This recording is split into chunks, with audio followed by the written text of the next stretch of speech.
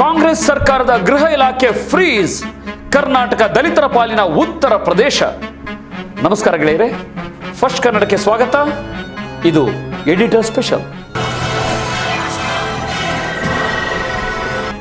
Welcome to today's expose. ಇವತ್ತು ನಾವು ಮಾತಾಡ್ತಿರೋದು ನಮ್ಮ, ನಿಮ್ಮ ಮತ್ತು ಇಡೀ ಕರ್ನಾಟಕದ ಯುವ ಜನತೆಯ ಭವಿಷ್ಯದ ಬಗ್ಗೆ.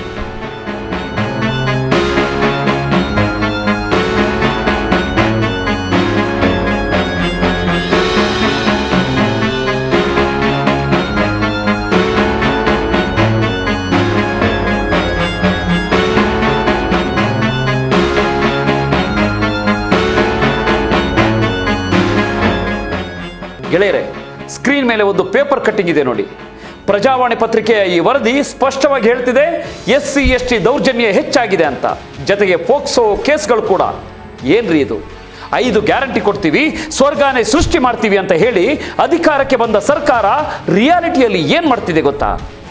ಒಂದು ಕಡೆ ಬಜೆಟ್ನಲ್ಲಿ ದುಡ್ಡಿಲ್ಲ, ಇನ್ನೊಂದು ಕಡೆ ನಮ್ಮ ರಾಜ್ಯದ ಕಾನೂನು ಸುವ್ಯವಸ್ಥೆ ಅಂದರೆ ಲಾ ಆ್ಯಂಡ್ ಆರ್ಡರ್ ಸಂಪೂರ್ಣವಾಗಿ ಹದಗೆಟ್ಟು ಹೋಗಿದೆ. ಯುವಕರಿಗೆ ಕೆಲಸವಿಲ್ಲ, ಮಹಿಳೆಯರಿಗೆ ರಕ್ಷಣೆ ಇಲ್ಲ. ಆದರೆ ಸರ್ಕಾರ ಮಾತ್ರ ಬ್ರ್ಯಾಂಡ್ ಬೆಂಗಳೂರು ಅಂತ ಬಿಲ್ಡಪ್ ಕೊಡ್ತಿದೆ. ಇವತ್ತಿನ ಈ ಎಡಿಟರ್ ಸ್ಪೆಷಲ್ನಲ್ಲಿ ಯಾವುದೇ ಪೊಲಿಟಿಕಲ್ ಫಿಲ್ಟರ್ ಇಲ್ಲದೆ ಪಕ್ಕಾ ಕರ್ನಾಟಕ ಸರ್ಕಾರದ ಅಪರಾಧ ದತ್ತಾಂಶಗಳ ಆಧಾರದ ಮೇಲೆ ಮತ್ತು CAG ವರದಿಗಳ ಸಮೇತ ಕರ್ನಾಟಕ ಸರ್ಕಾರದ ಮತ್ತು ಗೃಹ ಇಲಾಖೆಯ ಅಸಲಿ ಬಣ್ಣವನ್ನ ಬಿಚ್ಚಿಡ್ತೀನಿ.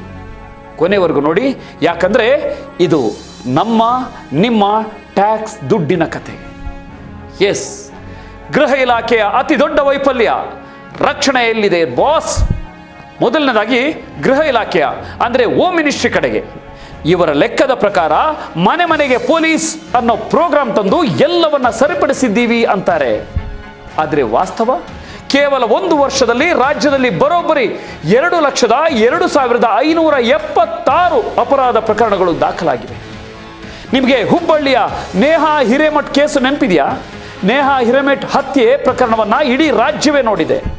ಹಾಡು ಹಗಲೇ ಕಾಲೇಜು ಕ್ಯಾಂಪಸ್ನಲ್ಲಿಯೇ 23 ವರ್ಷದ ಯುವತಿಯನ್ನ ಬರ್ಬರವಾಗಿ ಚಾಕುವಿನಿಂದ ಚುಚ್ಚಿಕೊಂಡರು. ಇದು ಗೃಹ ಇಲಾಖೆಯ ಗುಪ್ತಚರ ವೈಫಲ್ಯ ಅಲ್ವಾ? ಇದೇನು ಕರ್ನಾಟಕವೋ ಅಥವಾ ಉತ್ತರ ಪ್ರದೇಶವೋ? ಥೇಟ್ ಉತ್ತರ ಪ್ರದೇಶ ತರದಲ್ಲೇ ನಮ್ಮ ರಾಜ್ಯದಲ್ಲೂ ಕೂಡ ಜಂಗಲ್ ರಾಜ್ ಶುರುವಾಗಿದೆ. ಕೊಲೆಗಳು 31% ಮತ್ತು ಡಕಾಯಿತಿ 41% ಹೆಚ್ಚಾಗಿದೆ. ಇದು ಗಂಭೀರ ವಿಚಾರ ಅಲ್ಲ. ಇನ್ನು ಜೈಲಿನ ಕಥೆ ಕೇಳಿದ್ರೆ ನೀವು ಶಾಕ್ ಆಗ್ತೀರಾ. ಸೆಂಟ್ರಲ್ ಜೈಲುಗಳು ಕ್ರಿಮಿನಲ್ಗಳಿಗೆ VIP ಕ್ಲಬ್ಗಳಾಗಿವೆ. ಕೊಲೆಗಟುಕರಿಗೆ ಜೈಲಿನಲ್ಲೇ ಲಿಕ್ಕರ್, ಮೊಬೈಲ್ ಫೋನ್ ಮತ್ತು TV ಸಿಗ್ತಿದೆ ಅಂತ ಸಾಕ್ಷಿ ಸಮೇತ ವಿಪಕ್ಷಗಳು ಗವರ್ನರ್ಗೆ ದೂರು ಕೊಟ್ಟಿವೆ. ಇದನ್ನ ಪ್ರಿಸನ್ ಟು ಪಾರ್ಟಿ ಮಾಡೆಲ್ ಅಂತ ಕರೀತಿದ್ದಾರೆ. ಇನ್ನು ಡ್ರಗ್ಸ್ ಮಾಫಿಯಾ ವಿಚಾರಕ್ಕೆ ಬರೋಣ. ಯುವ ಜನತೆಯ ಭವಿಷ್ಯನೇ ಹಾಳು ಮಾಡ್ತಿರೋ ಈ ಡ್ರಗ್ಸ್ NDPS ಕೇಸ್ಗಳು 2024ಕ್ಕೆ ಹೋಲಿಸಿದರೆ 2025ರಲ್ಲಿ ಬರೋಬ್ಬರಿ 63%ಗೆ ಜಂಪ್ ಆಗಿದೆ. ಅಂದರೆ 4,187 ಇದ್ದ ಕೇಸ್ಗಳು 6,825ಕ್ಕೆ ಏರಿಕೆ ಕಂಡಿವೆ. ಕೇವಲ ಬೆಂಗಳೂರಿನಲ್ಲಿ ಈ ವರ್ಷ 160 ಕೋಟಿ ಮೌಲ್ಯದ ಡ್ರಗ್ಸ್ ಜಪ್ತಿ ಮಾಡಲಾಗಿದೆ. ಇದು ನಮ್ಮ ಸಿಟಿಯ ಯುವಕರು ಎಷ್ಟು ಡೇಂಜರ್ ಝೋನ್ನಲ್ಲಿದ್ದಾರೆ ಅಂತ ತೋರಿಸಲ್ವಾ?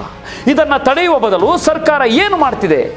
PSI ಹಗರಣದಲ್ಲಿ ಪೊಲೀಸ್ ನೇಮಕಾತಿಯನ್ನೇ ಭ್ರಷ್ಟ ಮಾಡಿ ಅರ್ಹ ಯುವಕರಿಗೆ ಮೋಸ ಮಾಡಲಾಗಿತ್ತು.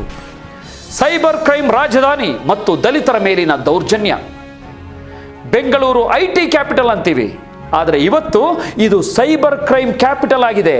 ಬೆಂಗಳೂರು ಸೈಬರ್ ಕ್ರೈಮ್ ವರದಿ ಪ್ರಕಾರ ಕಳೆದ 45 ತಿಂಗಳಲ್ಲಿ ಬರೋಬ್ಬರಿ 53,252 ಕೇಸ್ಗಳು ದಾಖಲಾಗಿವೆ ಮತ್ತು ಅಮಾಯಕರು ಕಳೆದುಕೊಂಡಿರೋದು ಬರೋಬ್ಬರಿ 4,341 ಕೋಟಿ ರೂಪಾಯಿ. 2025ರಲ್ಲಿ 13,000ಕ್ಕೂ ಹೆಚ್ಚು ಕೇಸ್ಗಳು ಬಂದಿವೆ. ಮ್ಯೂಲ್ ಅಕೌಂಟ್ಸ್ ಜಾಲವನ್ನು ಭೇದಿಸಲು ಈಗಷ್ಟೇ ಕಮಾಂಡ್ ಸೆಂಟರ್ ಎಚ್ಚೆತ್ತು 68 ಜನರನ್ನು ಅರೆಸ್ಟ್ ಮಾಡಿದೆ. ಆದರೆ ಕಳೆದು ಹೋದ 1,000 ಕೋಟಿ ವಾಪಸ್ ಬಂತ? ಖಂಡಿತವಾಗಿಲ್ಲ. ಇನ್ನೊಂದು ವಿಪರ್ಯಾಸ ಕೇಳಿ. ದಲಿತರು ಮತ್ತು ಗಿರಿಜನರ ರಕ್ಷಣೆ ಮಾಡ್ತೀವಿ ಅಂತಾರೆ, ಆದರೆ ಅಪರಾಧ ದತ್ತಾಂಶಗಳ ಪ್ರಕಾರ SC ST ದೌರ್ಜನ್ಯ ಪ್ರಕರಣಗಳು 2024ರಲ್ಲಿ 2,115 ಇದ್ದದ್ದು 2025ರಲ್ಲಿ 2,277ಕ್ಕೆ ಏರಿಕೆಯಾಗಿದೆ. ಇದೇ ಸಮಯದಲ್ಲಿ ಮಕ್ಕಳ ಮೇಲಿನ ಲೈಂಗಿಕ ದೌರ್ಜನ್ಯ ಪೋಕ್ಸೋ ಕೇಸ್ಗಳು 4,096ಕ್ಕೆ ತಲುಪಿವೆ. ರಕ್ಷಣೆ ಎಲ್ಲಿದೆ ಸ್ವಾಮಿ? ಉದ್ಯೋಗವಿಲ್ಲದ ಯುವನಿಧಿ ಮತ್ತು ಯುವಜನರ ಆಕ್ರೋಶ. ಯುವಕರಿಗೆ ಯುವನಿಧಿ ಕೊಡ್ತೀವಿ ಅಂದ್ರು ನಿರುದ್ಯೋಗಿ ಪದವೀಧರರಿಗೆ 3,000 ರೂಪಾಯಿ ಮತ್ತು ಡಿಪ್ಲೊಮಾದಾರರಿಗೆ 1,500 ರೂಪಾಯಿ ಭತ್ಯೆ ಕೊಡ್ತಿದ್ದಾರೆ. ಆದರೆ ಇದರಿಂದ ಯುವಕರಿಗೆ ನಿಜವಾದ ಸ್ಕಿಲ್ ಸಿಗ್ತಿದೆಯಾ? ಅಂಕಿಅಂಶಗಳ ಪ್ರಕಾರ 1.74 ಲಕ್ಷ ಅಂದರೆ 1,74,000 ಜನ ಯುವನಿಧಿ ಪಡೀತಿದ್ದಾರೆ. ಆದರೆ ಕೇವಲ 31,078 ಜನ ಮಾತ್ರ ಕೌಶಲ್ಯ ತರಬೇತಿ ಮುಗಿಸಿದ್ದಾರೆ. ಅಂದರೆ 77%ಗೂ ಹೆಚ್ಚು ಜನ ತರಬೇತಿ ಪಡೆಯಲಿಕ್ಕೆ ಆಸಕ್ತಿಯೇ ತೋರಿಸಿಲ್ಲ. ಇದು ಯುವಕರನ್ನ ಸೋಮಾರಿಗಳನ್ನಾಗಿ ಮಾಡುವ ತಂತ್ರ ಅಲ್ವಾ? ಇದೇ ನಿರುದ್ಯೋಗಿ ಯುವಕರು ರೊಚ್ಚಿಗಿದ್ದಾಗ ಏನಾಗುತ್ತೆ ಅನ್ನೋದನ್ನ ಸೆಪ್ಟೆಂಬರ್ 2025ರಲ್ಲಿ ನಾವು ನೋಡಿದ್ವಿ. ಧಾರವಾಡದಲ್ಲಿ ಯುವಕರ ಬೃಹತ್ ಪ್ರತಿಭಟನೆ ನಡೆಯಿತು. ಸರ್ಕಾರಿ ಇಲಾಖೆಗಳಲ್ಲಿ ಖಾಲಿ ಇರುವ ಬರೋಬ್ಬರಿ 3 ಲಕ್ಷ ಹುದ್ದೆಗಳನ್ನು, ಅಂದರೆ ಯಾವ್ದು ಪೊಲೀಸ್ ಡಿಪಾರ್ಟ್ಮೆಂಟ್ದು, ಶಿಕ್ಷಕರ ಡಿಪಾರ್ಟ್ಮೆಂಟ್ದು, ಇದೆಲ್ಲ ಸೇರಿ ಭರ್ತಿ ಮಾಡಿ ಅಂತ ಯುವಕರು ಬೀದಿಗಿಳಿದ್ರು.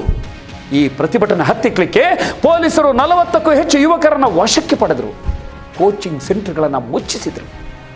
IT ಸೆಕ್ಟರ್ನಲ್ಲಿ 12 ಗಂಟೆಗಳ ದುಡಿಮೆಗೆ ಅವಕಾಶ ಕೊಡುವ ಕಾನೂನು ತರಲಿಕ್ಕೆ ಹೊರಟು ಯುವಕರ ಬೆನ್ನಿಗೆ ಚೂರಿ ಹಾಕುವ ಪ್ರಯತ್ನವೂ ನಡೆಯಿತು. ಜಾಬ್ಸ್ ಇಲ್ಲ, ನೋಟಿಫಿಕೇಶನ್ ಇಲ್ಲ, ಇದ್ದ ಜಾಬ್ಗೆ ಎಕ್ಸಾಮ್ ಬರೆದ್ರೆ ರಿಸಲ್ಟ್ ಇಲ್ಲ. ಇದು ನಮ್ಮ ಯುವ ಜನತೆಗೆ ಆಗ್ತಿರೋ ಅನ್ಯಾಯ ಅಲ್ವಾ? ಆರ್ಥಿಕ ದಿವಾಳಿತನ, ಸಾಲದ ಸುಳಿ ಮತ್ತು ನಮ್ಮ ಮೇಲಿನ ತೆರಿಗೆ. ಈ ಗ್ಯಾರಂಟಿಗಳಿಗೆ ಹಣ ಎಲ್ಲಿಂದ ಬರ್ತಿದೆ? 2025-2026 ಬಜೆಟ್ನಲ್ಲಿ 5 ಗ್ಯಾರಂಟಿಗಳಿಗೆ 51,034 ಕೋಟಿ ರೂಪಾಯಿ ಮೀಸಲಿಟ್ಟಿದ್ದಾರೆ. ಆದರೆ ಈ ದುಡ್ಡು ಆಕಾಶದಿಂದ ಉದುರಿಲ್ಲ ಸ್ನೇಹಿತರೆ. ಸರ್ಕಾರ FRBM ಕಾಯ್ದೆಯ ಮಿತಿಯನ್ನು ಮೀರಿ 3% ಫಿಸಿಕಲ್ ಡೆಫಿಸಿಟ್ ಲಿಮಿಟ್ ಹಿಟ್ ಮಾರುಕಟ್ಟೆಯಲ್ಲಿ ಸಾಲ ಮಾಡ್ತಿದೆ. ಇಷ್ಟೇ ಅಲ್ಲ, ಗ್ಯಾರಂಟಿಗಳಿಗೆ ಹಣ ಹೊಂದಿಸಲು ನಾಚಿಕೆಗೇಡಿನ ಕೆಲಸ ಮಾಡಿದೆ ಸರ್ಕಾರ.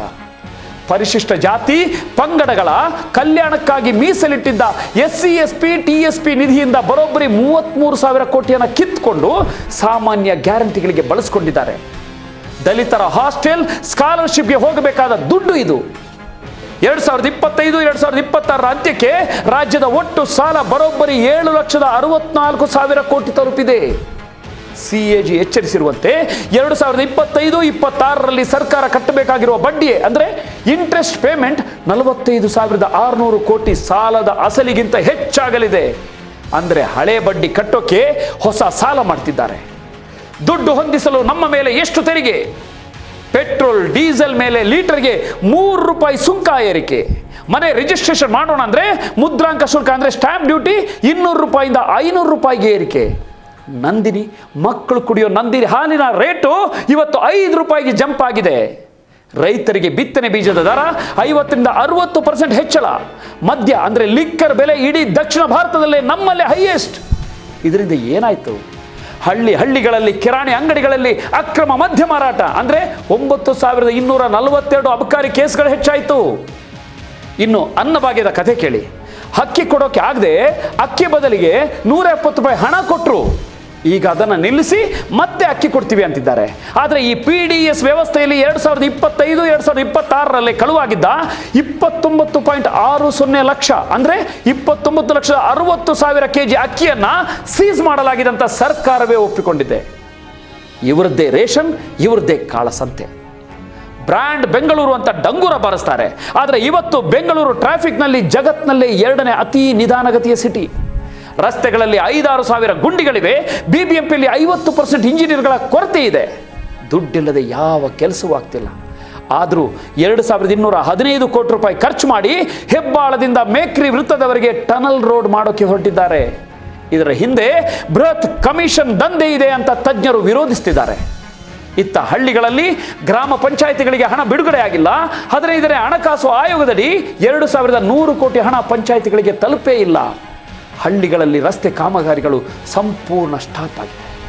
ಕೃಷ್ಣಾ ಮೇಲ್ದಂಡೆ, ಮೇಕೆದಾಟು, ಭದ್ರಾ ಮೇಲ್ದಂಡೆ ಅಂತ ನೀರಾವರಿ ಯೋಜನೆಗಳಿಗೆ ಹಣವಿಲ್ಲದೆ ಶಿಕ್ಷಣ ಮತ್ತು ಆರೋಗ್ಯ ಇಲಾಖೆಯ ಬಜೆಟ್ನಲ್ಲಿ 20% ಕಟ್ಟು ಮಾಡಲಿಕ್ಕೆ ಸರ್ಕಾರ ಸಿದ್ಧತೆ ನಡೆಸಿದೆ. ಸ್ನೇಹಿತರೆ, ಇದು ಕೇವಲ ಅಂಕಿಅಂಶಗಳಲ್ಲ, ಇದು ನಮ್ಮ ಬದುಕಿನ ವಾಸ್ತವ.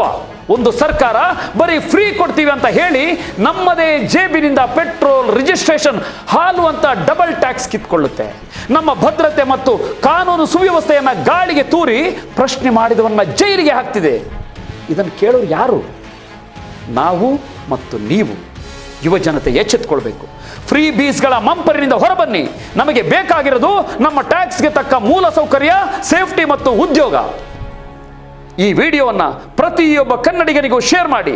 ಸತ್ಯ ಎಲ್ಲರಿಗೂ ತಲುಪಲಿ. ಯಾಕಂದ್ರೆ ಇದು ಕೇವಲ ಅಂಕಿಅಂಶಗಳ ಸುದ್ದಿ ಬಿತ್ತರಿಸುವ ಅಥವಾ ಸುದ್ದಿ ವಿಶ್ಲೇಷಿಸುವ ಪ್ರೋಗ್ರಾಮ್ ಅಲ್ಲ, ಇದೊಂದು ಚಳುವಳಿ. ನೋಡ್ತಾ ಇರಿ ಫಸ್ಟ್ ಕನ್ನಡ, ಆಗೋದಲ್ಲ ಒಳ್ಳೆಯದಕ್ಕೆ. ನಮಸ್ಕಾರ. ಜೈ ಹಿಂದ್, ಜೈ ಕರ್ನಾಟಕ.